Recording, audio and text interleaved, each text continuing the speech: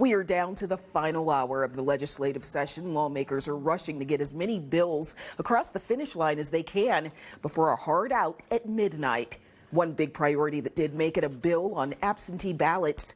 NBC Connecticut political reporter Mike Savino joins us live with what else made it across. Mike.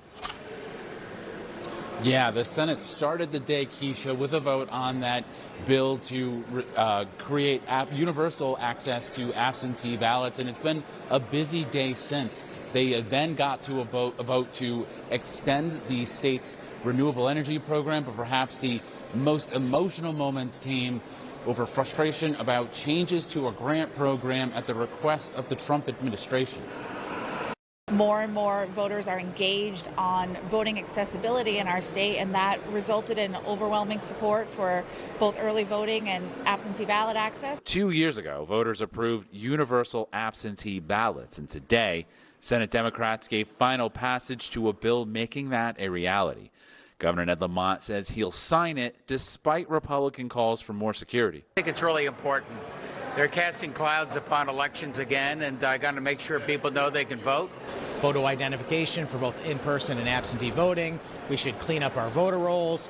We should have a mechanism to determine who's actually sending out these ballot applications. Senate Democrats also voted to extend the state's renewable energy program. Democrats say the bill keeps costs down with budget targets for energy purchases and tighter caps on solar panel subsidies, but Republicans warn it will still raise energy prices. This solar bill is another step in the right direction and builds on the success of our current programs while maintaining our dedication to lowering the costs. No matter where you go all across our state, people feel the pain. They face difficulty. But perhaps the most impassioned speech came later. Frustration with a bill that, among other things, removed words like minority from the names and descriptions of economic and community development grant programs after guidance from the Trump administration. I'm sick of compromising. And this bill says compromise again.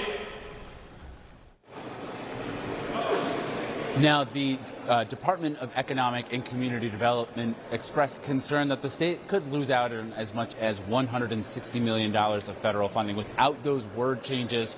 But the Black and Puerto Rican caucus raised concerns, saying they want to make sure that those programs continue to help underprivileged communities and people who are hurt by things like redlining housing policies and not being able to access banking services. Those bills did overwhelmingly pass, including support from the Black and Puerto Rican caucus. Live from the Capitol, Mike Savino, NBC Connecticut News.